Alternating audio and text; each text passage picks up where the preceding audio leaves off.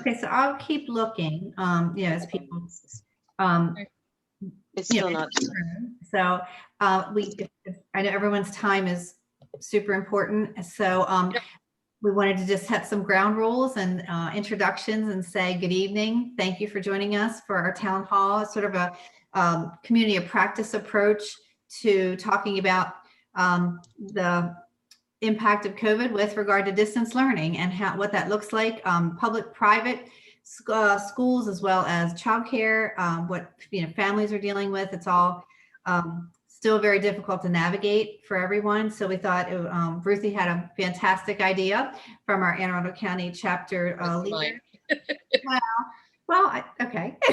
And put together a panel of us to discuss more about the support that we can give families, the support we can give each other, and the support we can come up with some tips and tricks and ways to address this to best support the children so that they benefit the most. And that's always what our priorities are.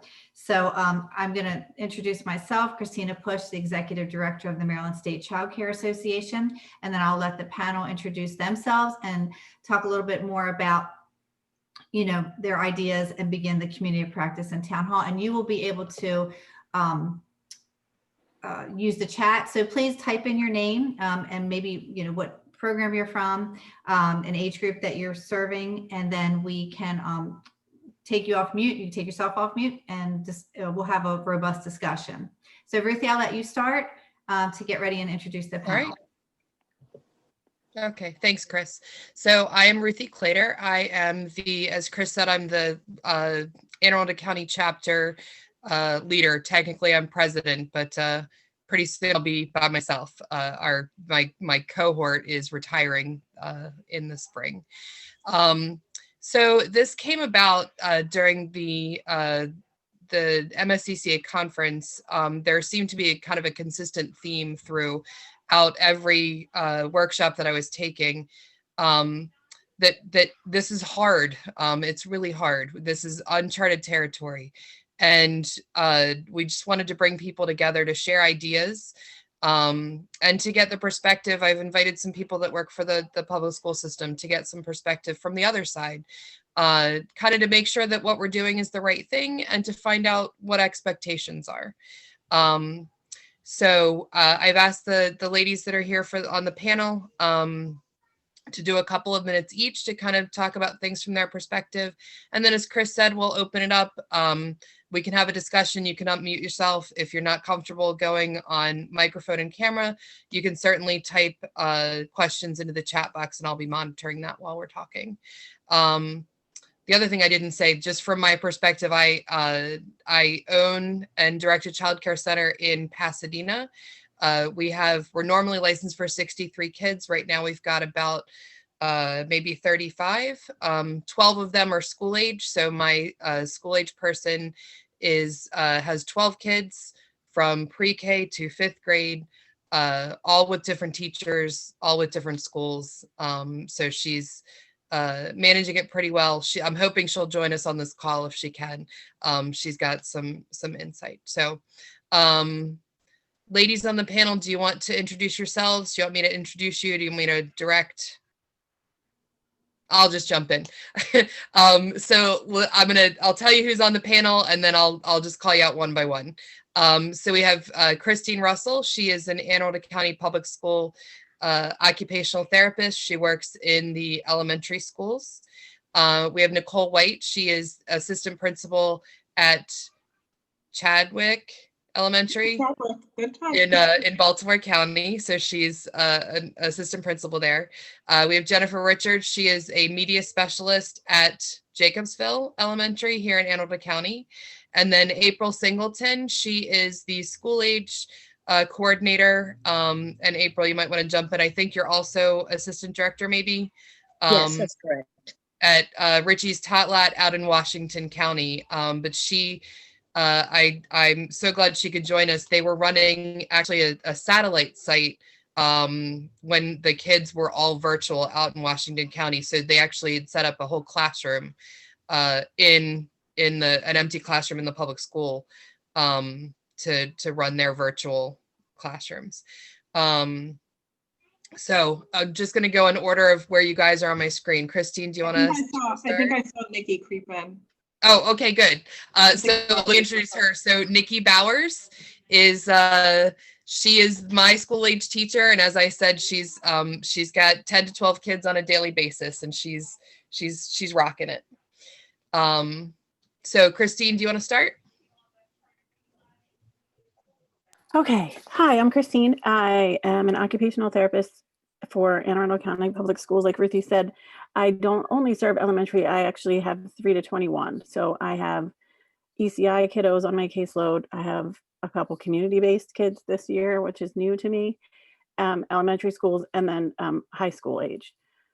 So I have seen the spectrum of virtual learning for all those ages, and it is really hard.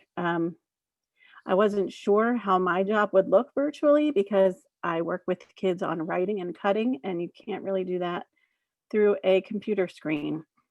But OTs are notorious for adapting things, and we've really come up with a lot of ways to help our kids. It's been a lot of parent training, which has been nice because usually I don't really get to see my parents or families. We see them once a year at their child's IEP meetings. So it's really been nice to see the parents. I work a lot with my teachers. We put ideas for how to work on fine motor skills at home. We put things in their Google Classrooms, different YouTube videos. So we've really been trying, but it has been very difficult, and it's been very collaborative, and you have to really have good communication and stuff. I want to say this year is the first year I've had a community-based kiddo at one of the daycares or preschool daycare / preschools in the county. And those teachers that work there have been wonderful because these kiddos receive OT, PT, speech.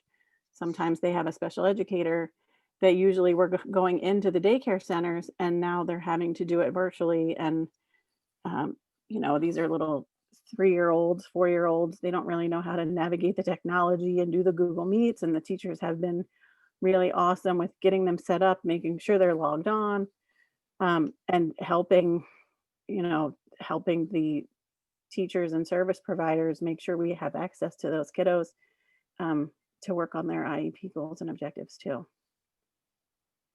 So that's me.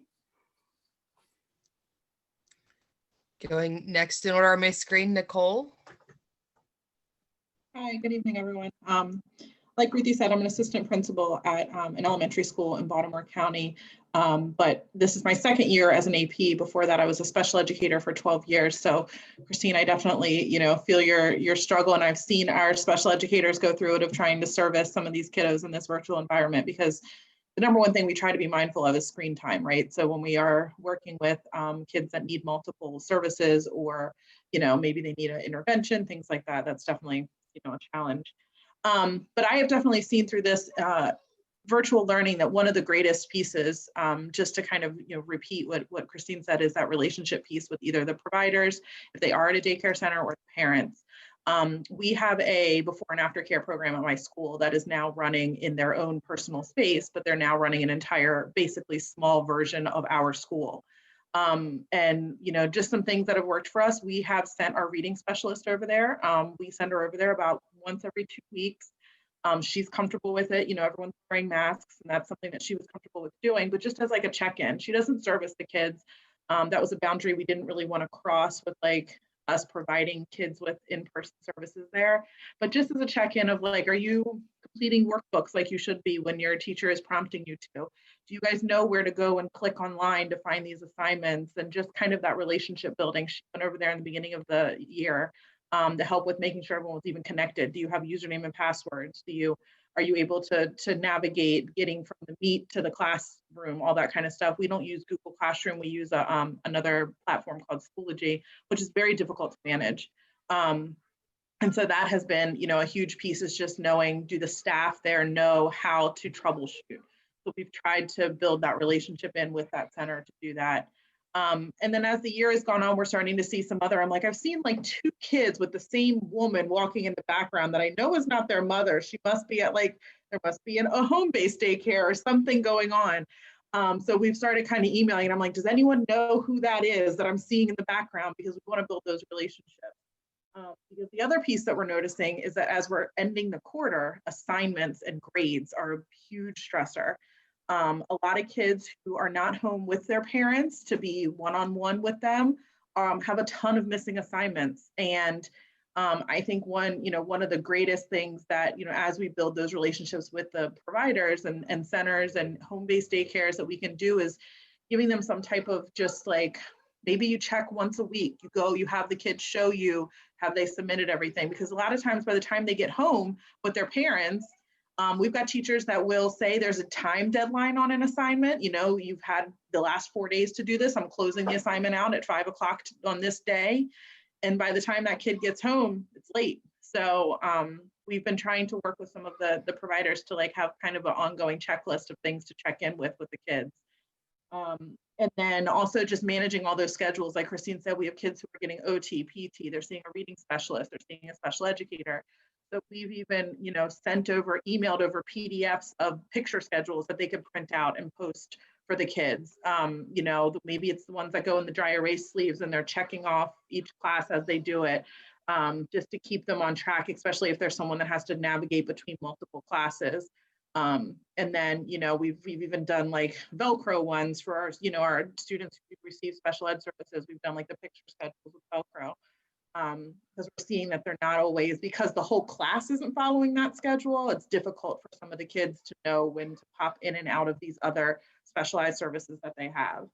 And then I feel like, one of the biggest things for kids is just trying to keep them just from being distracted. So we can tell kind of when I'm watching a class and I see kids, I can tell those that are in an environment where they have headphones and all the kids have headphones. That's very helpful, just because when that kid unmutes, you don't want to hear chaos behind you. I could hear one kid unmuted one day, I could hear 4 of my teachers in the background. I'm like, oh yeah, this teacher must be with a kid in there, and this teacher must be with a kid in there, and none of the kids had headphones. So immediately I'm emailing my guidance counselor. Where is this kid getting their learning at? And can we send a box of headphones over there just so that they don't have to all hear each other? So just reducing those distractions. But I think I've been, just like Christine said, optimistic about the relationship building, which is why I was excited to do this, because I think this, as many negatives as there are to the situation that we're in, I think bridging home-based care, families, daycare centers, and schools, and really putting all of that in a pot together, because we are all navigating this insane world together. And I'm sure it's going to get even harder as we start navigating going to school some days and not school some days. And how's that going to go? And what if they decide, oh, no, we can't go to school at all. We have to go back to the daycare centers or back to the home-based stuff. So we're just going to have to keep that open line of communication to keep it successful. Thank you, Nicole. I took some notes there about, I hadn't thought about reaching out to the support staff at the school. We've and Nikki will talk about this in a couple of minutes, I'm sure, but we've established some good relationships, but I hadn't thought about us being proactive in reaching out to that support staff. So thank you. Good ideas. Jen, you want to jump in? Hi, I'm surprised you haven't heard me yelling at my kids. I just wrote a little bit. If you don't mind, I just read it so I can get all my thoughts out. My name's Jennifer Richards. I'm the media specialist at Jacobsville. Most people remember their librarian as the quiet lady that checks out books, but while that still is part of my job, I also teach 20 classes each week, pre-K to 5th grade, including special needs students, nonverbal students, digitally now. On any given day, my students might be accessing Google Earth to take a trip around the world, researching using databases, creating original artwork, using reports on the computer, or participating in digital coding, and it's all virtual. And that is where you come in. So let me first say to all of you that you're the unsung heroes of this time in history. You're the folks that are providing that care to our kiddos. And I feel very connected to you because I started my career with my 90-hour certification and worked in a daycare for 4 years. So I've been in your world, and I'd like to get back there when I retire. I'll talk to Ruthie, maybe she'll hire me. So teaching the 20 classes a week, I've noticed some things that might help your students. First, we can hear you. Most students in the daycare setting are surrounded by noise, and that might be inevitable, but some pick up adult conversations, and those are broadcast through the homes of all 25 of the students that I'm working with. So that's just something to keep in mind.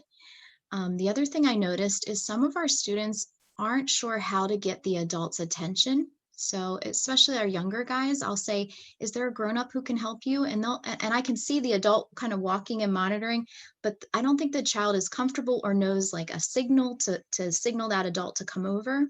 So that's just something that has kind of popped up as I've been teaching the last 9 weeks. I guess that's it for now. I guess I'll help answer any questions. Thank you. That's a great reminder about the adult side conversations. We try and remember even non-virtual that little kids still have ears, but now, yeah, it's kind of exponentially. So it's a good reminder. Can you hear me? Yes. Yes, okay. I just wanted to say I'm taking some notes as well, and I'm typing in some tips here and there. But I think what we should do is do an FAQ sheet, like sort of some tips of the trade and facts, so we can send this out to everyone. So that'll help us with our copious notes, but we'll also get those from our panel and from our participants so that we can put together something that we could share that's shareable. If I could piggyback on what Nicole was saying about the missing assignments, I'm part of the cultural arts team, and students do get grades for PE, music, and art. And what we're seeing is they may have 200 students who are quote unquote failing their class because they're only giving 3 grades in a marking period. So to miss an assignment for that, you might do well in math, language arts, but then you're failing PE for some silly assignment. So that's just another check-in. We're constantly emailing parents and calling, but that would be good for providers to maybe check in on too. And I had one question for you. You had mentioned that the students aren't aware of how to get the teacher's attention. Did you have a suggestion for that you wanted to put forth, or are you asking for us to consider? I know in the classroom we have just hand signals for a bathroom or something. I guess that's up to the provider just to kind of model that with the kids. It's usually the younger kids that need help. They look around, I see the adult, and I said, it's okay, go ahead. I don't know that they know that it's okay to take my headphones off, leave the computer, go get someone. I'm not sure the kids know they're allowed to do that. They're kind of, you have one teacher telling them to go get someone, and then the other probably told them, stay seated, get on your computer. So they're a little confused. So I think just for our group alone, maybe, modeling that behavior for them, like before they sign on for the morning, go over with all the kids, hey, when you need help, these are the steps that you can follow. So letting them know that it is okay. Maybe there's some kind of laminated something that they can hold up. Yeah, so like a photo de chao with the coaster with the stop. Yeah, so Kristen Miller in the chat box from Celebrate says that she's marks laminated on popsicle sticks, and the kids raise their hand, raise it if they need a moderator's attention. Kristen, did you want to share that, real quick, since that's something you typed in? Yeah, sure. No problem, Chris. We have 26 school age classrooms, and before all of this happened, we kind of sat down as a team and thought, what are the things that could pop up that could hinder the children's learning in the classroom? And we thought one of those could possibly be getting the moderator's attention. The school age teacher who used to be before and after care doing fun activities and taking the kids outside and doing snack is now a full day teacher moderating a classroom with, 15 to now we can take 30 children in the classroom. So we created question marks on a big circle and just laminate them and pop them on popsicle sticks. And some of the children have decorated them and put ribbons on them and things like that. And it's sitting right in their workstation. And if they need their school age teacher's attention because the teacher maybe has a question or they have a question, they just hold it right up, and it seems to be working. If you could send a picture that we can add that to our FAQs, sort of like a visual is always nice. So Sure can. thank you. No problem. Thank you. This might be a great place to jump in with April and Nikki to talk about what they are doing in the classroom, because both of these ladies are, they are the moderator, they are the school age person. So again, just going in order of what's on my screen. April, you're up next. Sure, thank you, Ruth. I have found, lucky me, working with all of these wonderful children who sometimes I think, what are you thinking? You get a little irritated when kids, instead of listening to the teacher to finish what they're giving for instructions, they just take their headphones off. I don't know what to do. And so you're constantly trying to remind them, all right, did your teacher finish giving instructions? Well, no. Okay, well then you need to put your headphones back on so you can hear. And so it's just a constant reminder for some of the kids, but having the passcodes is key. We've got 15 kids, 15 different sets of passcodes. And so I have found that everybody needs to have their own piece of paper with their schedule and their passcodes, because some of the kids, let's be honest, they can do it by themselves from start to finish. They don't need any help whatsoever. But then you have those who will like to say, my teacher's not here now. Well, where's your Zoom at? Well, she logged off. Well, let's check and see. Well, they're not even on Zoom. And so it helps to have that schedule so you can verify whether this child is right on the mark or they're pulling your leg again. So simple things like that, even though they're so simple, they help. They just help. I can't think of anything else to say right now. Some of the other people, their suggestions, I've been taking notes and I'm thinking, I wanted to do that. All right, thank you for sharing. Nikki, you guys, the other participants, it says Jacqueline Bowers on the screen, but we call her Nikki. Do you want to jump in and share what we're doing downstairs? Sure. She just said having the paper with everybody's code and password. We created trifold boards. Every single child has a trifold board with their name, with their passcode, all the information for their classes. And most of them can log on by themselves. I have a couple of pre-K kids that cannot and need a little bit of help. And I have a kindergarten one that needs a little bit of help. And I'm not sure who said it about the headphones earlier, but I think that's our strongest tool that we have. The headphones, because without the headphones, it is chaos. And I do get a couple of those, I forget who said it. It was April said something about the kids not listening to, letting the teachers finish the directions before they ask for help. I don't get too much of that. I get a lot of, I'm lost and I don't know what to do. So we have been putting captions on, so I can read instead of them taking their headphones off for me to listen. I've been turning the captions on, and I can, if I have a child that's having issues throughout the day, I can go, okay, you're supposed to be doing this, not coloring with your dry erase markers. And I really like that tip of shaking the thing up in the air to get attention, because a lot of the times I get the Miss Nikki, something went wrong, shouted across the classroom at me. Those are my useful tips. I don't know if there's any other questions for that though. I'm going to jump in because something you just said. So with the, I need your attention. Yes. So maybe have one thing that the children raise when they have a question, and then maybe another a different one that they raise when it's a technical issue. Okay. Like, hey, I'm lost and I have a question, or I don't know, or the, hey, I got kicked off of my meeting and I can't get back on. Like, because that requires a different level of responsiveness. You know what I mean?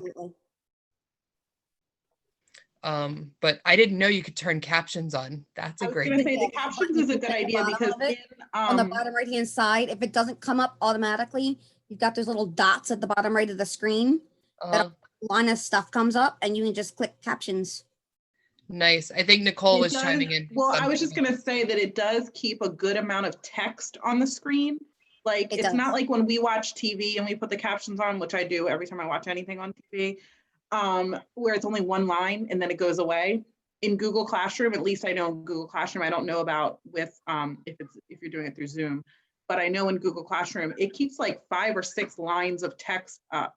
So if there was a direction and then you look at the screen and you're like, what are you supposed to be doing? And everyone's quiet and the teacher's not talking, then you could be able to at least see what the last direction, the last few sentences. I do want to add in, they may be asking you for help because it's embarrassing to them. It's very challenging to understand the directions. And if you ask a question, you're asking in front of everyone, or you're putting it in the chat box that everyone sees. So they might, be trying to save face in front of their peers and ask you. That could be why you're getting a lot of those questions. Makes sense.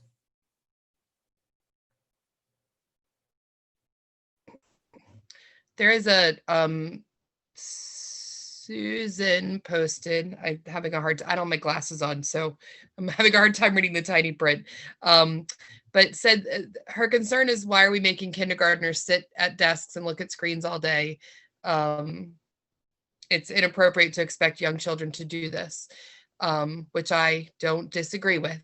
But maybe Christine, as an OT, maybe you can chime in with some things for the kids that are fidgety, the kids that don't want to sit still, the kids that that need to move in order to concentrate. Do you have any Sure. suggestions? Well, and I agree. Ruthie knows my soapbox is developmental appropriateness, and sometimes the curriculums that our kids are being asked to do are not always. But what I have seen, at least for Anne Arundel County, is that especially my kindergartners, it's not really sitting and looking at the screen all day. It's a lot of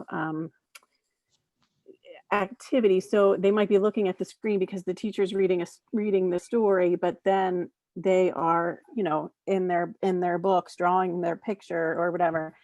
And the teacher is still there giving directions or asking questions, but they're not doing like the Google slides and the assignments as much as the older kids are. The teachers still try to put in those wiggle breaks where they go, I don't know if you're familiar with Go Noodle. It's like little YouTube videos where they, do a dance or do a stretch or, do some yoga poses or whatever.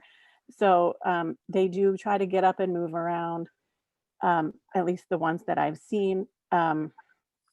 I do give a lot of my kids fidgets throughout the day, or the wiggly seat cushions or the therapy band on the feet of their chairs for my kids that are wiggly. And we have also given that to the kids that are at home.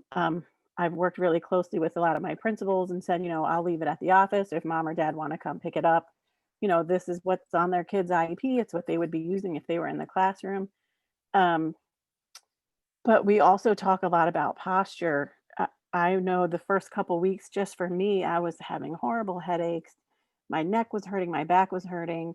And I didn't even realize that my computer was down. I was always looking down like this. So I went to the Walmart and got a thing you put in your kitchen cabinet to put my computer up on, and it made the world of difference. And I thought, well, shoot, that was me.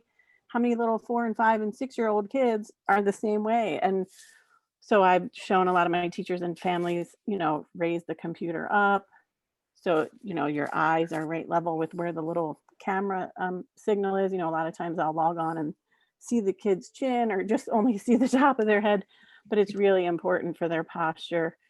Some places have higher tables where the kids can stand.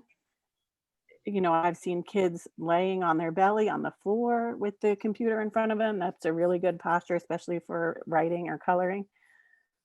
And it's just flexibility. But I agree, the screen time, we're lucky that our kids are only on for maybe 90 minutes in the morning, then they have the 2-hour break, then it's, a little less than 2 hours in the afternoon. So it's really not 6 hours all day with the screen. I don't know, again, what other counties their days look like or whatever, but the posture thing is something that I forgot to say earlier. That's definitely really important.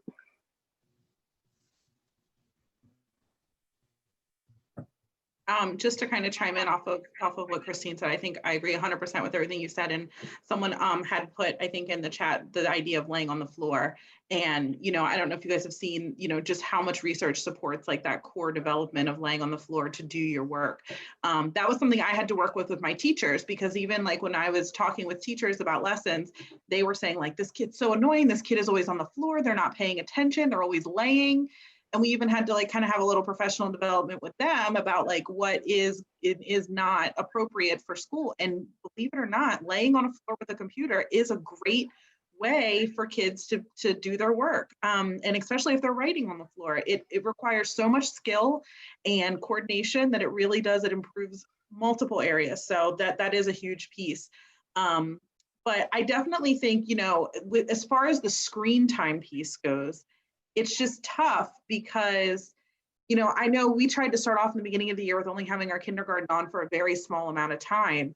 But we found that they weren't learning. So it's hard. It's hard from like just even administrative standpoint for me. And, you know, when we're doing and developing schedules, even for our kindergarten and we have a pre-K as well, half day pre-K, with balancing the screen time with the learning, because we know that when they turn their computers off, there's a very good chance there's not a lot of learning happening. The ones that are lucky enough to be in your guys' centers, we know they're engaged in learning. That's why they're the ones that come to school usually in kindergarten, knowing their letters and their sight words, but we know that a good majority of our school is at home, and some of them are in very, you know, chaotic situations at home, and there's multiple siblings that are there, or multiple, you know, they're multi-generation families, and you've got to, for our school, we have 50% of them that don't speak English as their first language. So we've got language barrier pieces. So we try to keep them engaged online, because at least then we know they're engaged in learning. And so it's a balance that we often have to kind of weigh the pros and the cons. And are we ruining our kids? I don't know. I guess tis to be seen. I don't know what the best answer is, but I know that from studies just that from, come like, out school and planning side point, like that's hard.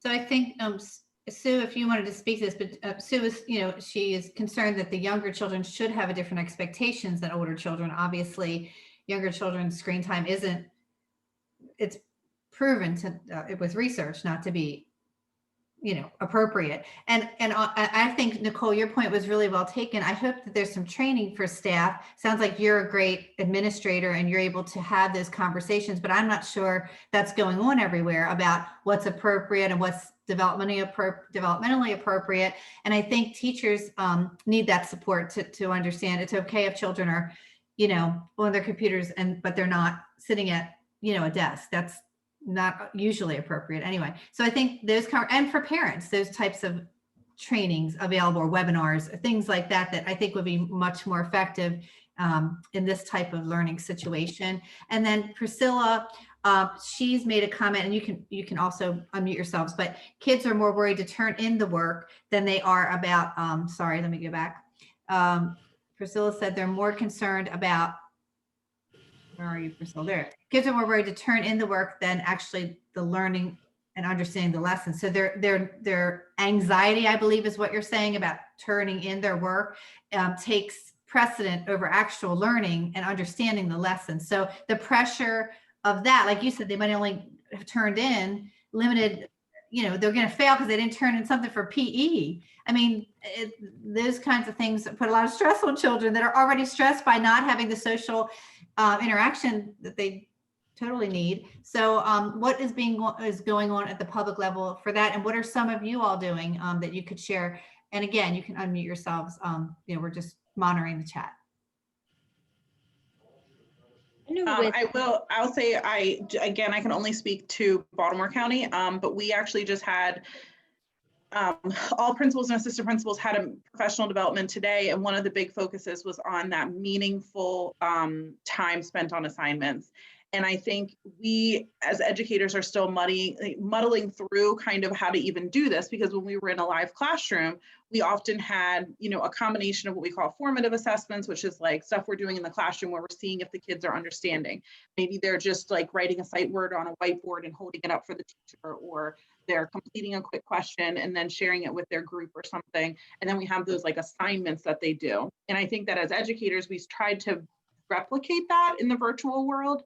And have that like formative piece where we're getting some type of feedback from the kids, whether in this virtual world, it's a thumbs up or a thumbs down, it's a quick, you know, answer in the chat box, you know, whatever it is. And then they also have their assignments. But what we're finding is that the assignments are, you're right, they're stressing the kids out, and that they're so consumed with it. They're either obsessing about it, and it's causing, I had a parent email me about a kid getting migraines and is like so upset, not sleeping at night because of all the assignment stuff. And this is a fourth grader. They shouldn't have that kind of stress on them.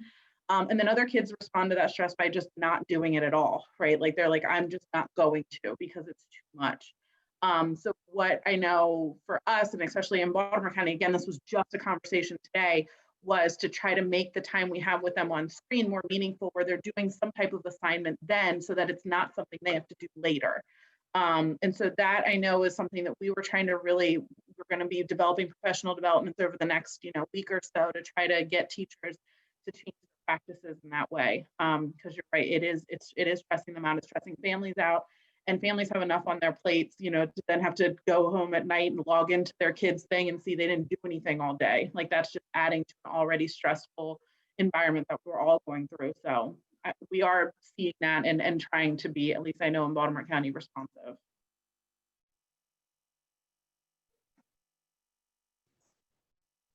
I think April was going to jump in. April. Yes, I was going to comment on the extracurricular activities that they do for grades. We have found it's really difficult with like the PE and stuff, because some of the assignments are they want them to write down logs of what they did for an hour a day, but in our schedule at school, we don't have an hour for them to do physical activity. And so we've had to make parents aware that, we can only do so much. This is something that you guys are going to have to log outside of school. And some of the parents, I'm telling you what, they don't like that because they don't have time for it. And like someone had said, that's going to affect their grade, but sometimes our hands are tied and there's nothing we can do. We just do the best we can. And we try to send notes to the teachers and chats and personal messaging them if there are people that we actually know to say, hey, is there something we can do to work this out? Because some of the kids we're getting, they've already been at this for a month or so, and they're just now coming to our center. And they've never turned in a PE assignment since all of this happened. And we're just like, oh, this is not good, but our hands are tied on some things. So it makes it difficult. Well, if I could jump in, those classes are not extracurricular. They are actually mandated from the county that we have to collect 3 grades for those. So in a way, the PE teacher's hands are tied too. She would not like to be teaching PE virtually, so what is she supposed to do to collect a grade? So she's trying her best too. I think everyone's trying their best in that situation, and I can understand your frustration too. We've been very fortunate with some of the teachers that we actually know, because it's a smaller county up here in Washington County, and a lot of us, it's like the 7 degrees of separation. And so we've actually been able to reach out to a lot of them and say, what can we do? Can you help accommodate us on this? And a lot of them have been very willing to work with us to help, because some of them, they know what the kids, their home life is like. And so they've been able to give us a modified, but still stay within their guidelines, which has been very beneficial for us. I think for us, we met as a team, and again, we contacted almost 200 people just to say, hey, did you realize you had to turn this in? You have to turn something in. You know what I mean? I'm sure the teacher will work with you to modify it, but there has to be something for the teacher to grade to, there's got to be some kind of substance there. So, Right. I wanted to share something that's kind of opposite from what I've seen in the spring, in our county anyway. In the spring, all the kids had were like assignments to click on and do. There was very little live interaction with their teachers. And now it's kind of the complete opposite. My daughter is a 4th grader, and her teacher has really tried to make sure they don't have homework, or if they can't get their math assignment done in the math block, they'll either come back and work on it after lunch, or they'll do it the next day. She's doing a really good job of saying, it might say it's due today, but we didn't finish it. Don't worry about it. We'll work on it at XYZ time, because she's seeing the kids get really anxious. But on the flip side, I've also heard from many teachers at all my schools that the work is obviously work that's been done by a parent, because maybe the kid has just kind of freaked out, didn't get it done. The parent logged on that evening, typed it really quick. And that's really hard. It's a tough conversation for a teacher to have with the parent, like, hey, we really, we think some of the vocabulary words that were in her essay might not have been hers, or, how do you do that when all the parents want to do is help their kids? I mean, kids are crying, kids are having breakdowns. I see it all the time, my own kid included. And the parents are just trying to help, but there's so many like balls in the air that these teachers are juggling. It's like, well, do I grade it even though I know the parent, or I'm pretty sure the parent did it for them, versus taking whatever the kids hand in. So, I mean, like whoever said before, this is also unprecedented. And I've been lucky that most of my school teams, everyone's so understanding, and they just want the kids to feel some set of normalcy, even though, it's not. But I definitely have seen both sides of, or I have a few students who I see the parent is sitting right next to them all day, and you kind of hear the teacher say, okay, type what the theme of that thing was, and you see the computer move like this, and you see the parent like typing it for them. Like, it's definitely very very frustrating. So I think the kids that are with you guys at the centers are kind of on it. They're having to do it themselves, because I know Miss Nikki's not going to walk over there and type it for anybody.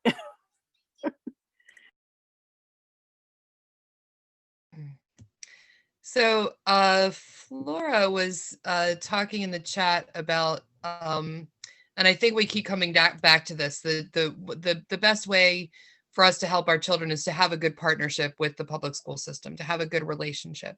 So Flora was talking a little bit, and then Sue was chiming in also. And it's amazing to me how different the counties are. So Flora, can you talk us through a little bit what virtual learning looks like in your county? Well, I can speak for my center. I have kids from 2 different counties, Howard and Prince George's, in one classroom. We only have 3 kids on virtual learning. And the other child is a child with autism who's been with us since he was 2 years old. So the first week or 2, it was utter chaos and trying to find the logins, the schedules. Okay, so we got all that straight. We've got schedules loaded up. Parents have to let us know if logins have changed, passwords have changed. So we're moving along. But what I'm getting a sense of is, number one, we know what's going on in everybody else's house, because some of our kids that are not with us are on the Zoom with our kids. And so I can hear their names being called.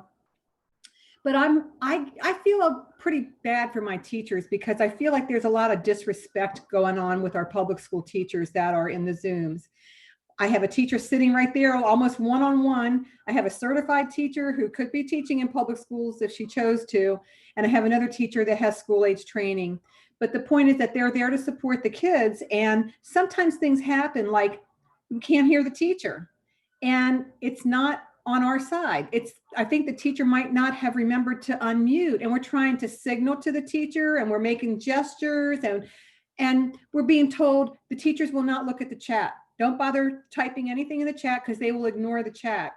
So we have no way of being able to talk to the teachers, and they're talking to parents and saying things like that daycare lady, as if, we don't have any, there's just no respect. And they're complaining that it's too distracting in the room. There's only 3 other kids. It's not distracting in the room. But the kids are it's so tedious for them. So the teacher will text the parents right away when something's not working or something is wrong. Then the parent has to stop work and contact us. We cannot get them to just directly contact us and let us know, or call us if there's a problem. And we want to make sure that this is as positive as it can be for the kids, and we're willing to do that. But we're getting no respect, and we're getting no help. I have a question. Could that be a HIPAA thing? Because I know, at least for my kiddos that are CBS kiddos, I have to go through mom and give mom the Google meeting link, and then it's mom's responsibility to make sure that people at her preschool, childcare center, whatever, have that info. But we had to get like releases signed so that the OTPT speech case manager could talk to the people at the daycare center, and vice versa. As much as we would like to, that could be, I mean, I don't know, that's why I'm asking. It could be, But you would think maybe there's a form that they would have developed and said, Well, hey. there we- is, that's what, And here's a Yeah, form. there is, and Christine, you're absolutely right that there is that like privacy piece to it. So for all of our kids who are in centers, we did have the parents fill out that release of information. So maybe a suggestion might be to try reaching out directly to the school, even just calling and talking to the secretary and being like, hey, we are a center that services one of your students, and I would love to build that relationship with either the teacher or even maybe a guidance counselor. Sometimes some of the teachers are overwhelmed and they are definitely overworked and stressed, and they might already have some type of texting thing that's set up with the parent's number that can be quick to shoot something out. A lot of them use things like Class Dojo or things like that. And so, it might just be like, is there a point of contact that I can have at the school that, maybe a guidance counselor or social worker or even a school nurse? Honestly, our school nurse has been one of the greatest assets for us for engagement, because she's not dealing with, throw up all day. Instead, she's able to be in touch with families and daycare providers. So that might help. And you can ask, like, what is the form that we would maybe need to do, or how can we facilitate this relationship a little better?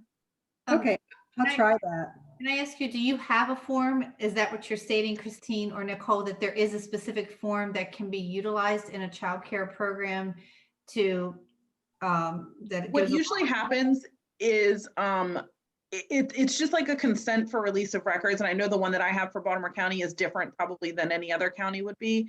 And we've gotten them before from like, a lot of our kids get service at like Kennedy Krieger is an outside agency that we, partner with. And they'll send the Kennedy Krieger form, but we still have to have them sign the one that has Baltimore County logo on it and the Baltimore County, stuff at the bottom. When it comes to those legal forms, sometimes it is very specific to that school or that district. So that's why I would say try reaching out to the school.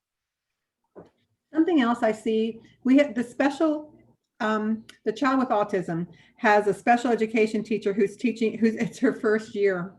And, I want to give grace to everybody, but sometimes she's getting technical support there in the room with her. And she's completely lost track of time, and that these kids are sitting staring at the computer and it's going on and on and on. So we have asked mom and gotten permission that when those kinds of things happen, we can't even get her attention. We can just give him a break, because it's torture for these kids. It really is torture for these kids. And she's so, I'm sure, overwhelmed. She's got somebody there that can help her with whatever she needs. She's going to grab that moment, and I get it. But it's been really hard for the kids. And at the end of the day, they are so loud and noisy, and they need to move their bodies, and they're upset, and they get so angry, and they're crying, and it's just a mess. I can't wait for this to be over. I feel that, and I see it too. And I've actually been asking one of our most recent PDs that we had as a staff was like self-care, or, using meditation, using that kind of stuff with the kids. And a lot of the teachers were kind of upset. Why are they making us do this now when we have to worry about this hybrid plan and blah, blah, blah. But I have so many students, a lot of them on the spectrum. And we just tell the teachers, turn off the computer, give them a break. Like, the kids will tell you when they need a break.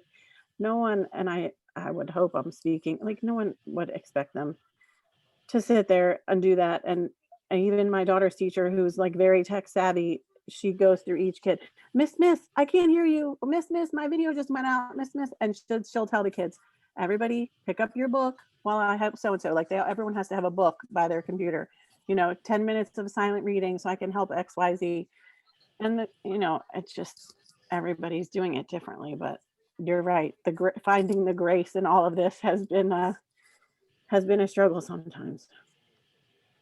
And Ruthie, do you want to read what Carol Williamson, or certainly Carol, you can come on, but I think Carol's point actually speaks to whether it's distance learning or not distance learning. But I think what we're talking about, and it's so good to have, this consortium of people to really look at what NACCE says about the code of ethics, and principle 1, harm no child. This is what Sue was getting at as well. It has to be our uppermost consideration of everything we do, whether you're in the classroom or you're not, is taking children outside like they do in Finland, where it is appropriate to, and they have a better system for education, outside for 4 to 15-minute blocks at least, sing with them, read with them. That should all count towards their work, right? Because children's work is play, and that is how they learn. And so children are learning all the time. To say they're not learning negates that all the experiences teaches them, that experience teaches them. So it might not be the outcomes we had in mind, but these are special circumstances, and we need to remember that. I have a public school pre-kindergarten classroom in my center for 20 years now. And I have to tell you that I was warned that if the public school teacher won't come to school because her union says she can't, and danger and all that stuff, but we can be there. And with the kids that are in that classroom, we have to make them do virtual learning with the public school teacher who's at home, where when they could be doing activities. We did pre-K before we were ever public school, but I was told that if we don't play with the rules of the virtual learning, we will not have the program. That's so frustrating to me. It's just so frustrating that they would rather them have 15 minutes on Waterford, which I am so not happy about this software that I was on the school superintendent's webinar 2 days ago, and I quit being on there because they are trying to legislate that all the school systems all over the country will pay for Waterford rather than have kids do real life things. And I just think that, like Chris was saying, our principles about developmentally appropriate practices, and when we have a choice of this or that, why aren't we making the right choice when you can make the right choice? Why aren't we doing it? Flora, we have at our center, we have a school age program. We have anywhere between 11 and 14 kids. Everyone has a different schedule. It's complicated, but they're doing it. But we have a garden, and instead of having the kids go out and harvest the vegetables and incorporating that into their science lesson and counting the seeds and everything, they're sitting in front. I get that that's what school is about, but when they're in a center where they have the ability to do this experiential learning, and we're preventing them from doing that. And then we have kids who are going to the doctor, in fourth grade, being put on anti-anxiety medication. It's heartbreaking. It is absolutely heartbreaking to watch this happen to our children. And I don't mean to be bashing any public school system, but the people in charge, if they really are from the profession of early childhood, and the problem is that some of them, I know in my county, really are not from early childhood. It's just, they could be making better decisions than I'm seeing them make. It's very frustrating. I feel like for us, it's the age-old argument that we have had for my entire career, that, we don't get the respect or the attention that early childhood really needs. I'm going to circle back to Sue. I keep seeing her unmute and turn her camera back on, because we kind of started with that. Sue, which county are you in, and what does virtual learning look like for your students? Because I know that you're also frustrated, and all of our counties have different schedules for the kids. So what's it look like? Well, I'm Frederick County, and I guess I'd like to clarify that it doesn't matter if any of us are frustrated. What matters is what's right to do for children. Yes. And so my bottom line is, I never thought after 3 degrees teaching in early childhood and elementary school, I would be having 15 kindergartners sitting in chairs for the better part of a day, looking at a screen. I'm asking, I'm pleading, I've written to the governor, I've written to the lieutenant governor, I've written to both principals that we are a feeder program for. I've written to our superintendent, and I've written to Karen Salmon. We are at a point of no return for our littlest learners. I am not going to make any comment about second grade on up, and I could do that as well, but our pre-K through kindergarten and first grade, this is damaging. And what I'm asking is something quite simple. View children who are early childhood, K through 2 or younger, allow them a different way of processing through this. Maybe this needs to be a board decision in different counties that says we don't treat kindergartners the way we treat sixth graders. We don't. It's inappropriate. And it is not distance learning for them. They are trying their best to hang on. We've had children literally fall out of their chairs. They are trying their hardest. We do not make them sit in the chair. And when they've come to a moment where they've lost their whole sense of being and are on the floor unable to move, obviously we don't put them back. We talk with parents. They've been great to work with us. But what we need is to have someone stand up for that younger age group. It's different. We should treat it differently. All research supports that. I guarantee there's research out there now that says, well, how do you make it better to do the wrong thing? Well, I don't want to make it better to do the wrong thing. I want the wrong thing not to be done. We have to do something. I'm not saying people need to go back to school to make it appropriate for children, teachers, even children, but we could do a better job of having a format for our pre-K and our K and 1 students. We can and we should. And I'm just asking for us to do what is better. We know right now is COVID-19, but we've gone beyond sanity with children. And now we're grading kindergartners on how well they can sit at a screen and provide, I feel badly for the parents who are doing the work for their children. They're just trying to save their kids. And yet they're going to be chastised for actually doing the children's work. We've created a monster here, and we need to talk about some of the, not how do I do the wrong thing better, but why don't I change the wrong thing to make it better for young children? Frederick County, I think, is doing just, what every other county is doing. I have not found receptivity to talk to principals. I'm sorry to say. I've made a number of entreaties.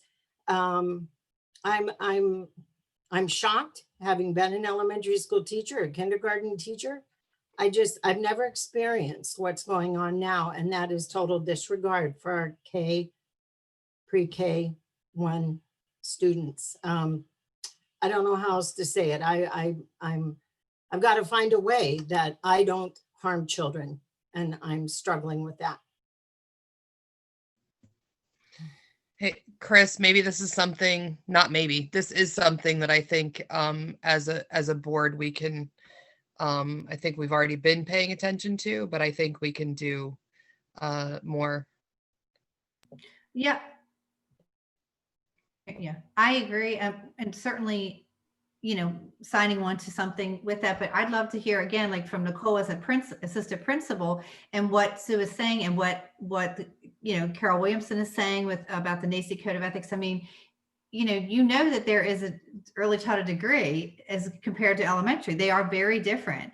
And so that little bit of overlap, we need to really be, that is going to set the tone for learning for the rest of their lives. So I think we really do need to take a look at that in a different way and really start having these robust conversations about it. But I think I can't remember who said in the beginning, is just bridging the gap and being able to talk to parents and childcare programs and schools, and all of that needs to happen. It should have been happening, but it's still, there's a lot of roadblocks there, and OT and specialists, all of those things we need to work together, because that's the only way that we're going to benefit the children and families, not only during COVID-19 but beyond. So Christine, I know you have your hand up, but I think we should consider ways that we could partner together on this to bring it to light. Maybe do some type of, idea for a pilot or whatever it may be to whether it's a form that you create, that says that they don't need to be great, certain things. I know that MSD already said if you are a kindergartner and you're in a licensed childcare program that's using a curriculum, that counts for kindergarten. You don't have to sit through a distance learning necessarily. So those are things that, we're trying to work with, and we appreciated that olive branch, but there's a lot more work to do. I wish the state had made that more widely known to parents. Yeah, we sent the letters. I sent the letters out to all of you and made sure you were sharing. Yeah. But I don't even know, Nicole, did you know that if you go to a licensed childcare program for kindergarten? I had heard a portion of that. And my question is, do the students have to unenroll from public school and then be enrolled as that Like, Yes. They would right, have to show, right. So then they have to pay, right? I guess that's the, that's the point. If they're already there and they want to do it, then they'd have to pay to be a part of that program and then But use they that. have to unenroll from the public school system Right. to do that. right, Well, Like, so it's like a homeschool. right. It's called technically, a K waiver.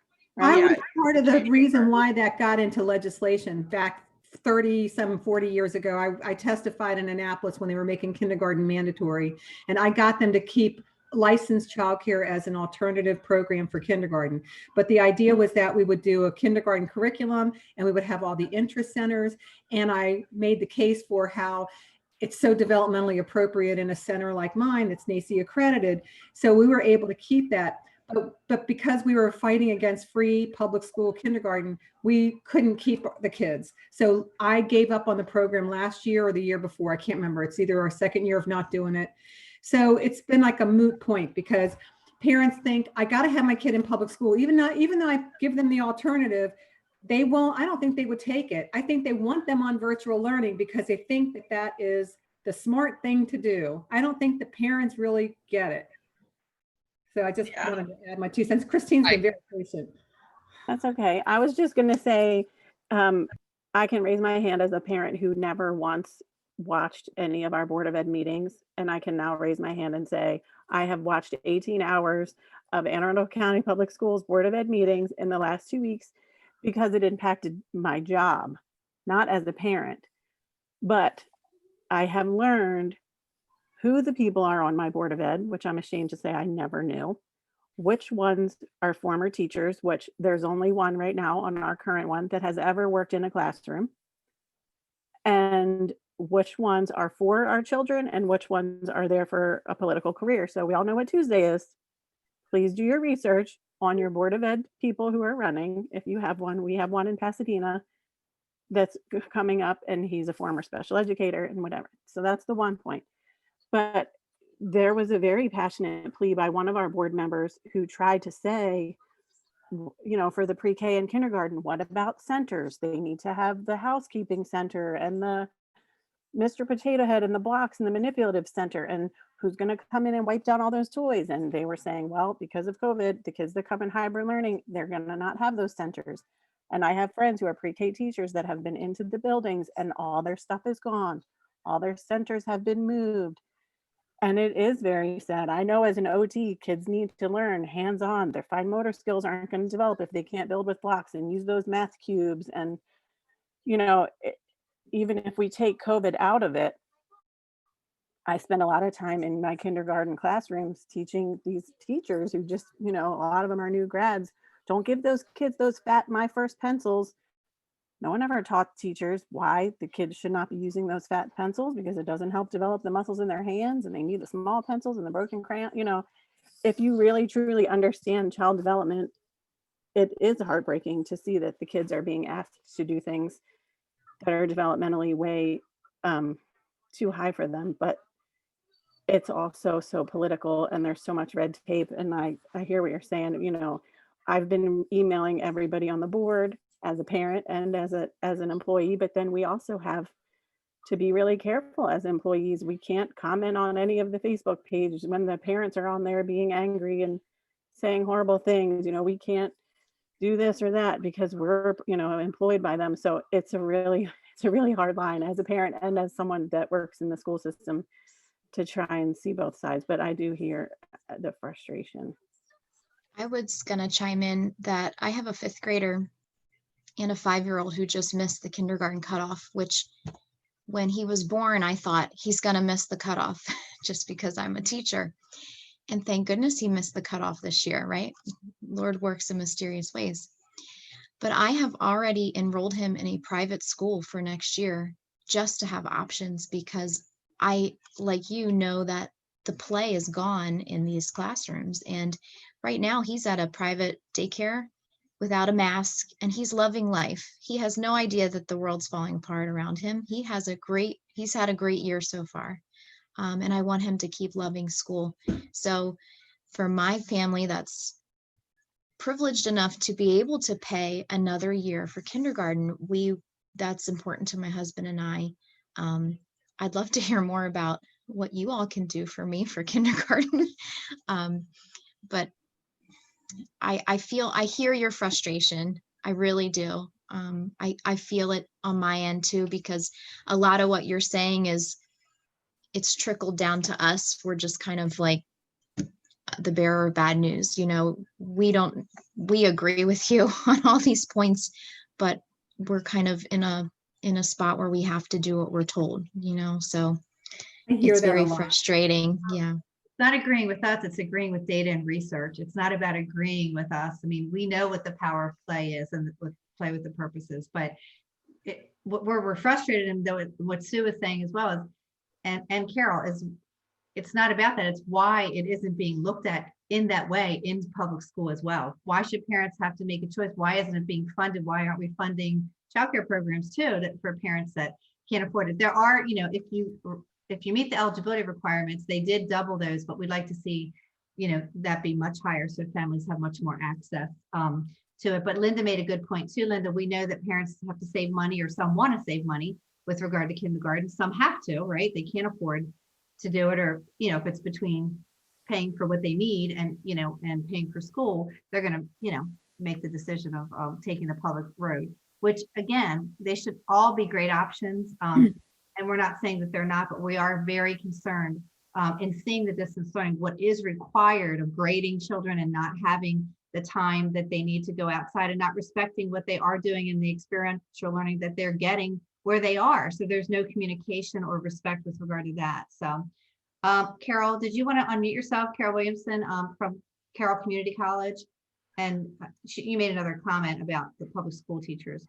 I'm just wondering if you know, because I mean, I've been a teacher, I teach teachers, and we also have a childcare center at the college. And I know what it's like to be mandated to do certain things, but I also remember when I taught kindergarten in Baltimore County, you know, they tell you what to teach, but they don't necessarily tell you how you have to teach it, as long as those outcomes are met. So it just seems like maybe there needs to be professional development. This thing is not going away anytime soon. I mean, probably not till the end of the year, the school year. So if that's the case, maybe we need professional development on how to use more experiential learning, even for children. And I know the point was brought up that some at-risk children, you know, but at this point, I'd rather have my kids watch an episode of Sesame Street than to sit in front of a computer crying their eyes out because they can't figure out what is going on. So I can't, you know, even say that that's the worst thing in the world for them at this point, because I've been in there and seen the kids that are falling apart, you know, trying to navigate this whole thing. And it just, you know, yeah, I would be totally on board for some advocacy as far as professional development and using experience and helping the teachers be empowered to use what they know is probably best practices in early childhood. So can I say something, Chris? I think there's two avenues for advocacy that I'm thinking of. One is next week, there's the State Early Childhood Advisory Council. Why in the heck don't we have this on the agenda?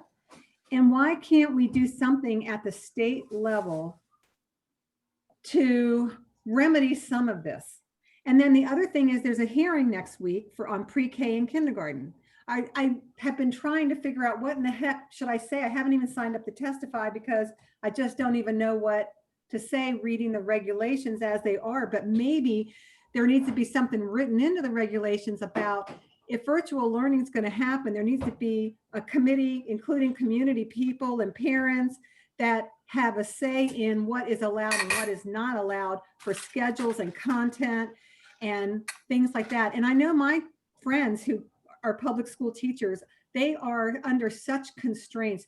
They can't complain about anything. They have to do what they're told. It is just god awful for them. I'm not kidding. But anyway, I just think we have two opportunities next week, Chris, to do some advocacy, but I'd like to help, but I would need some help in putting something together.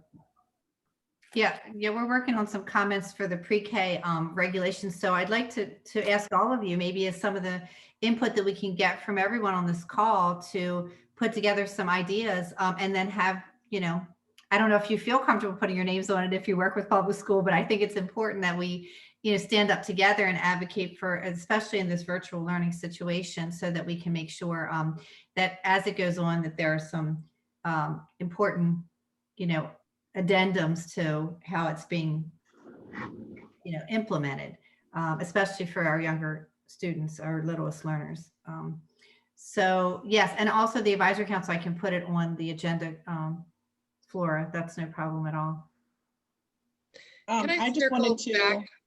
sorry, I just wanted to circle, I wanted to make sure I was listening to what everyone said, but you guys had kind of asked, like, from an administrative standpoint, some of the perspectives on some of this. So I was trying to kind of make some notes.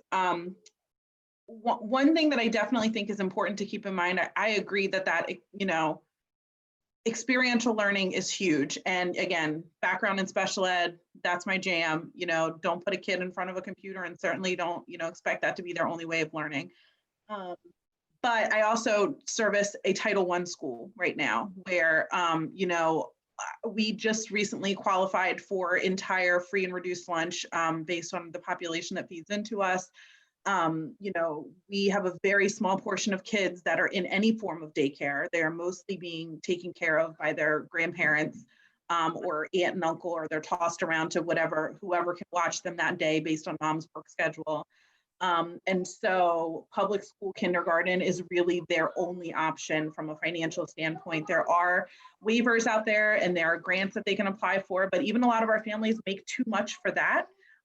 There is the cutoff for that is pretty low. And so if you've got two parents working in a house, you don't qualify, basically. And so it's really hard for our families to do any other options besides the free public schools. So, I agree that there should be options for kids, but I always look at it through that equity lens of trying to make sure that whatever the options are available to everyone. So if we are going to give some type of alternative, maybe they can opt out of this online learning somehow. That should be something that should be available to everyone. And then it just makes me sad that there are families that would not be able to do that. Like I said, a huge portion of my population does not speak English at home. So they cannot implement any type of even like home-based curriculum. If that was something we could look into providing for them and give them resources to do at home, there's no one there that could do it. We've got families there that don't even know how to click to join an online Google Meet. So for them to know how to navigate any type of higher level enriching conversation, things like that. So that's why when they log into this computer, it might be the only time they hear a person speak English all day. And so that's a huge piece of it. And there is a lot that is not at all at the school level or even the county level decisions that are made. MSDE runs everything, which again, I'm with Christine. Even as an administrator, I never paid that close of an attention to the bureaucratic process in schools until this year. But it is surprising to me just how much they are mandating us. And I'm sure for you as childcare centers that it's exactly the same. And we don't have an option, so much so that the first schedule that Baltimore County rolled out in the summer of how many hours our kindergartners would be logged on got slammed by MSDE. When we sent it in, it did not get approved and they wanted them online for more hours. And that's, we didn't have any control over it. We are very much trying to be flexible about like what online learning looks like. So it is a lot of like, I'm just going to keep my Google Meet on and you guys do, we have at my school, we do a pickup of school supplies once every 2 weeks where they come and get counters and cubes and, dry erase stuff and paper. And, we send home these little counting beads and measuring tapes, go around your house and measure everything. We're trying to give them supplies to do as much at home that they can that doesn't require them to be on a screen. And so, and I know, again, I can only speak to my county, but that is professional development that we're pumping out to our kindergarten teachers because we want the families to be involved in the learning process. But we are required to have them online for a certain amount of hours, and it's not fair. It shouldn't be that way, but that just is. So Chris, can you take that part of this to the state ECAC also, not just the childcare side, but the mandates that the public schools got? Because I have a feeling my county, it was the same way, because when they said pre-K had to be 6 hours a day on public, on virtual learning. I thought that was them, but maybe it wasn't them. Maybe that was MSD. Well, that's not what we're hearing, that it's actually the counties, and we know that the counties make a lot of their own decisions. Those county school boards have a lot of power, as you said, They vote. do. They do. You're absolutely right. And again, knowing who's on that board. I was on the work group that did the recovery plan for public school. And they asked there was tons of principals and all kinds of coordinators on there, and they asked them for all of their input and, work through that document. And a lot of the schools just waited and didn't come up with things. And when they did, there were certain benchmarks, I assume maybe, that weren't allowed, but they do get a lot of flexibility. So I don't know if what you're hearing, if you're hearing it's MSD, but it's actually your county board. Again, I'm not, this is political in a lot of ways. That's why I don't think you should have people elected. I think they should be appointed because they have excellence and expertise in early childhood or in elementary that's what should be done, not through political processes. That's just an opinion. But I do know that the counties have a lot of their own power. And so they are not required by MSD to do a lot of the things that they decide to do. I mean, it's just like the whole Wednesday thing. I mean, that was a huge thing across the county. And I know PG County was one that got their hands slapped for it. I think, I know Baltimore County did, with not having kids be online on Wednesdays and having that be like an asynchronous day. And then they came back and said, no, there needs to be synchronous. They said you have to be actively engaged in learning 5 days a week, not 4 days a week.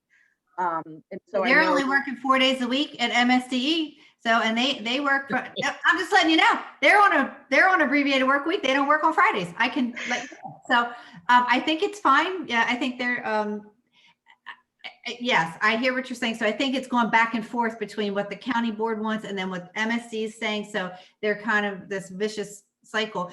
2 comments in the chat box has to bring delay is that Dr. Salmon and Hogan have both, Governor Hogan, have been on TV. They have been making press releases and statements that they want you guys back. They want it back in school. So, of course they want it back in school, but parents have a choice. So that you can want people back in school, and even the schools can say, okay, our youngest learners can come back, but not all parents are going to do it because they're afraid of COVID. So I think that's part of it as well. So what do those children do if they're not in there and yet they're not eligible to get the funding to go to a childcare program where they might have more, enriching experience at a younger age? I think that the professional development is extremely important because I think that's part of where we're missing the boat here. So I'd love to see more of that done together in a way where we're all on the same page so we can support what's going on in the classroom. And I think we got some really good ideas that we will spit back out to you guys. But I don't want to miss anything that's in the chat, and I want Ruthie to be able to. I do want to circle back to one thing that we touched on very briefly, and I realized when we touched on it, it's the self-care piece. And I wish that I'd gotten a guidance counselor to join us to talk about that, because we do need change. It is not developmentally appropriate for our pre-K and our kindergartners to be on the computer. And I know that, Sue, you keep saying, I think it was you that keeps putting in the chat that, they keep saying our hands are tied, we need to change it, but we are saddled with it right now. So I would like to speak, maybe April and Nikki can chime in a little bit with how do you handle when the kids get, when they're having a meltdown, when they're overly frustrated, like what are some of the things that we can put into place to help the kids in the moment?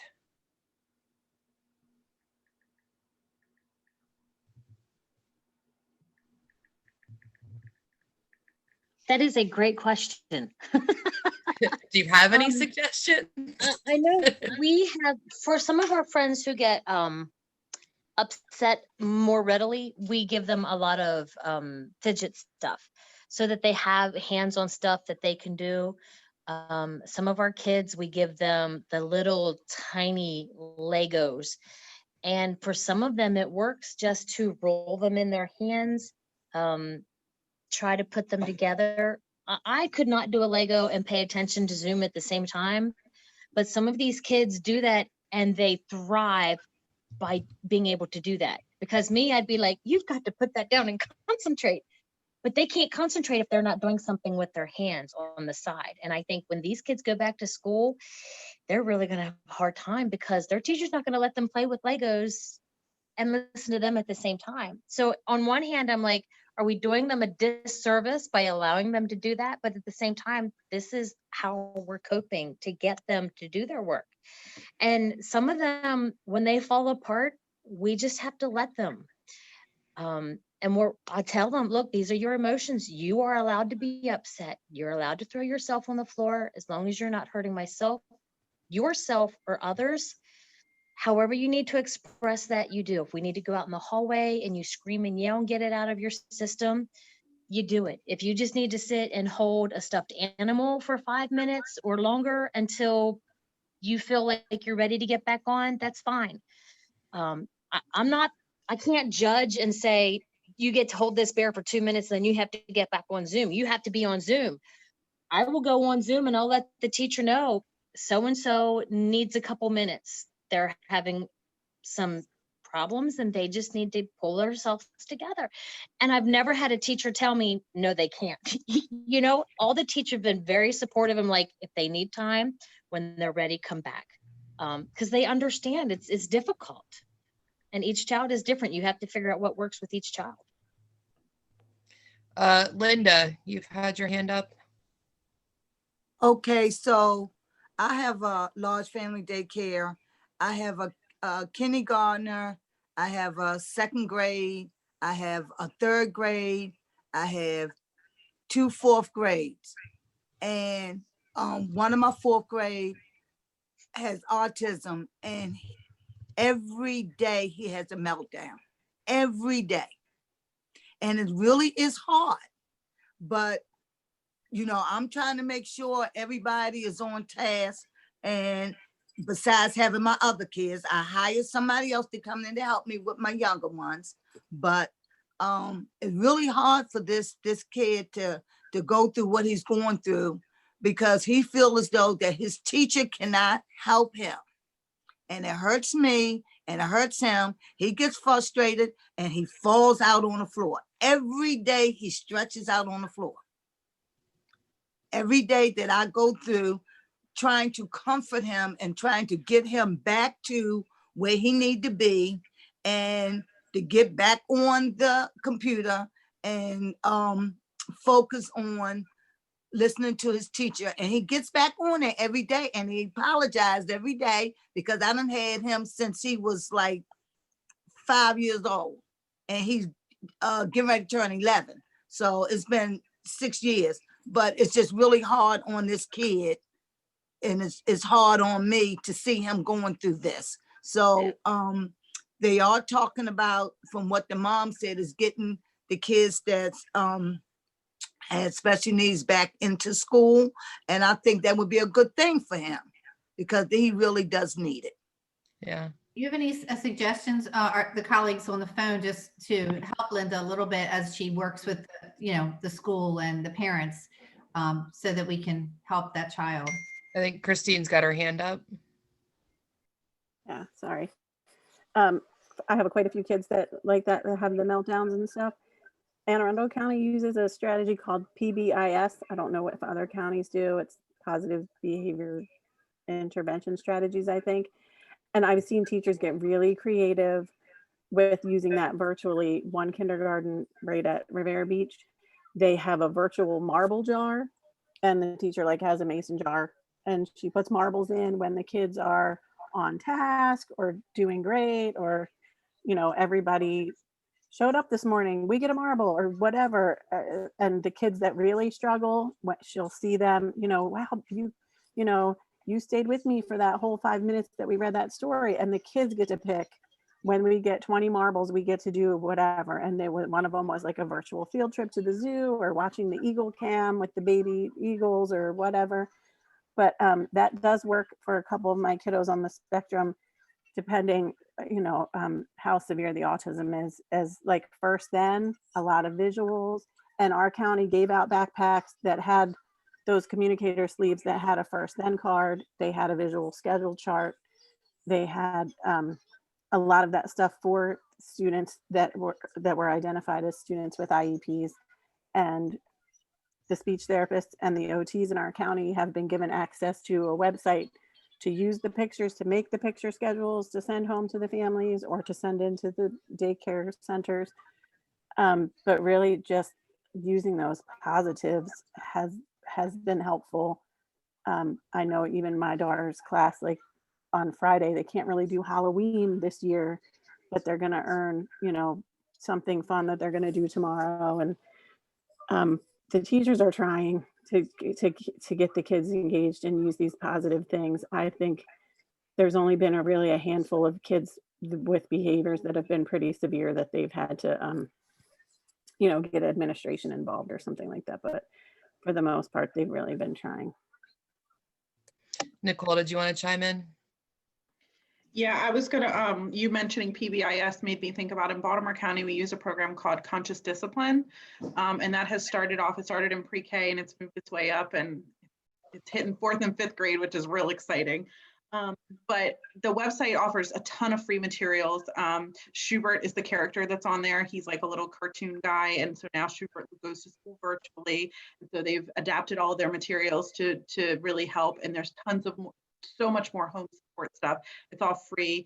The program itself is definitely, you know, you can pay for it to implement it as a school and to have trainings and things like that. But a lot of the online pieces are big, but it focuses on that self-regulation. It focuses on the deep breathing. It has all the different kinds of breathing.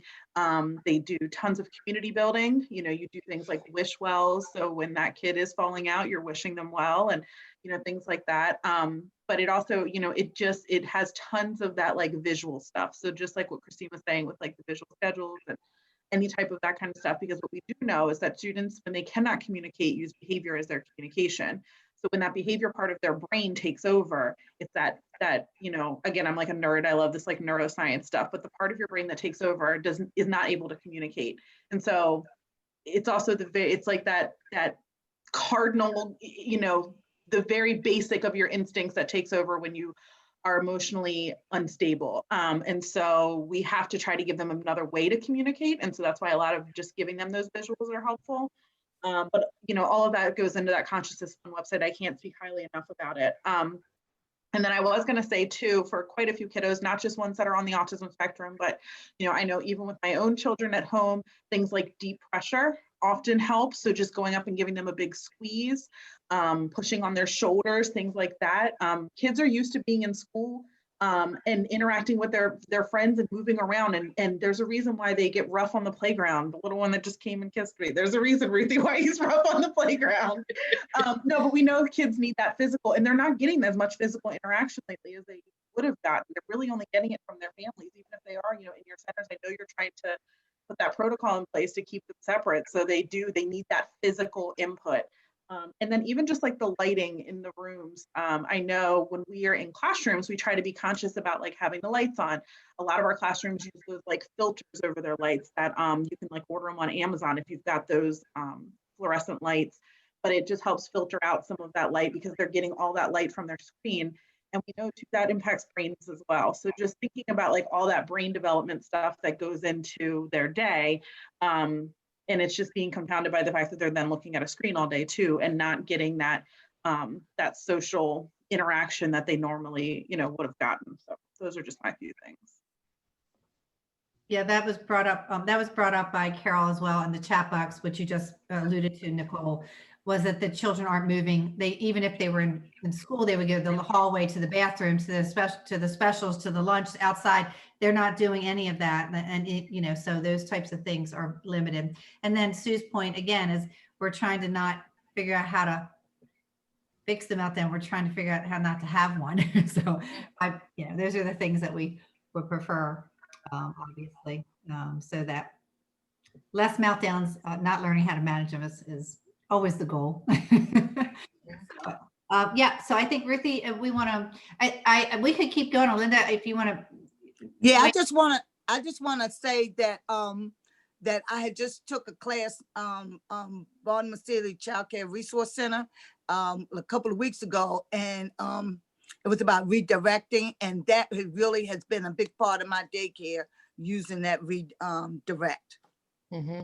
Yeah, the resource centers are very, you know, they have great resources and help. So I know that also that Project ACT in Baltimore County has just gotten a distance learning through the public school and through MSDE approved training. So I would like to be able to offer that to all of us as a free opportunity of training as well. So I think that might be supportive. Project ACT does a great job. And they, obviously have many children, they focus on children with developmental disabilities, but it's good for all children. So they talk about, so I thought that might be one of the next steps, along with some advocacy that we could talk about and maybe regroup for another opportunity to do something like this again, so that we can keep the conversations going and maybe get some more resources and add some more people to the conversation.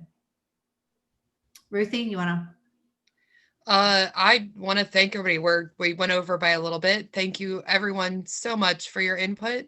I think this was very helpful, and I think it is a great, for us with the advocacy piece, it's a great first step to getting our kids what they need. FAQs from, the tips that you gave us and some of the things that people weighed in on. I think we'll make a little list just to share them again. And some of the websites like the Conscious Discipline, the PBIS, those things we can, put that together as resources as well and send that out to this group. Yep. Sounds good to me. So thank you, everybody. I really appreciate it. Yeah, get Thank you. Food or relax. You deserve it. Enjoy the rest of your night. Thanks for being All right. Thank you. All We right. appreciate you. We appreciate all you do.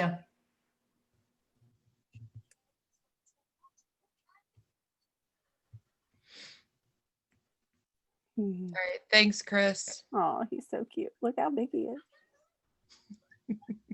Yeah. Can you hear me, Ruthie? Yeah, I can hear you. Bye. Thanks, Ruthie. Bye, guys. Thank you, Christine. I really appreciate it. Yeah, we Anytime. just send out Anytime. thank you to the panel, but also maybe do a little, little cheat sheet that we came up with. Yeah, just- absolutely. I've got about 2 pages of notes, so I will Okay, good. type something up with I the tips. can and the share a website. couple things with you and we can make sure we have the same things on there so that we can Yep. also, putting on there that if they would like to attend the OCC Advisory Council, we'd love to have them as, Okay. people can attend. They might not be, called on for everything, but they certainly can attend as guests. And so maybe bringing that forward and giving the pre-K regulations out. I'm going to be sending them out anyway to all of our memberships, so we can forward that to this group as well. Okay. Anyway, that's hopefully it was, I think it was value added. People seem to, have a lot think they so. want to talk about. So I appreciate bringing this, to light, and we'll keep at it. Absolutely. Thank you so much. Thank you. Have a good one. I You gotta call too. my husband. Bye. He's like, he just called me. I'm like, I'm still in the meeting. Bye. Oh, well, I hope he heals quickly. Yeah, he FaceTime. I'm just making sure he's okay. They're not going to get him up till tomorrow morning, so that's okay. Okay. All right. Good. Thanks. Bye. All right. Thank you. Bye. Bye.